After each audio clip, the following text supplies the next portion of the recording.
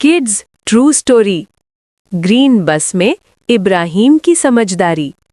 एक दफा की बात है, कराची में इब्राहिम मुगल खदीजा काजी मेमोरियल स्कूल में 5वीं क्लास में पढ़ता था।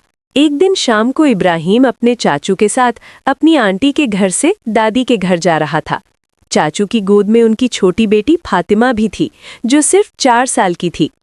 जब वो ग्रीन बस स्टॉप पर पहुंचे तो वहां बहुत रश था। सब लोग बस का इंतजार कर रहे थे। जैसे ही ग्रीन बस आई, सारा रश बस की तरफ दौड़ पड़ा। बस का गेट खुद ब खुद खुला और लोग जल्दी जल्दी चढ़ने लगे। इब्राहिम भी जल्दी से बस में चढ़ गया। जब चाचू और फातिमा चढ़ने लगे तो अचानक बस का गेट बंद हो गया और बस चल पड़ी। इब्राहिम ने पीछे देखा तो चाचू और फातिमा स्टॉप पर ही रह गए थे। इब्राहिम बहुत परेशान हो गया, उसकी आंखों में आंसू आ गए। अगले स्टॉप पर इब्राहिम बस से उतर गया। वो रो रहा था। एक मेहरबान अंकल ने उससे पूछा, बेटा क्या हुआ? इब्राहिम ने अंकल से फोन मांगा और अपने अब्बू को कॉल की। अब्बू, मैं चाचू से बिछड़ गया हूँ, ग्रीन बस में अलग हो गया हूँ। अब्बू ने अंकल से बात की और कहा, मैं फौरन स्टॉप पर आ रहा हूँ। इतनी देर में दूसरी ग्रीन बस आई।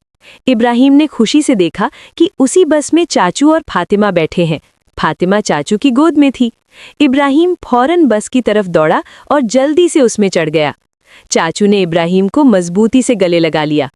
अब तीनों दादी के घर के करीब वाले स्टॉप पर उतर गए। जब वो घर पहुंचे तो अब्बू भी बाइक पर वहां पहुंच चुके थे। सब बहुत खुश थे और एक दूसरे को गले लगा रहे थे।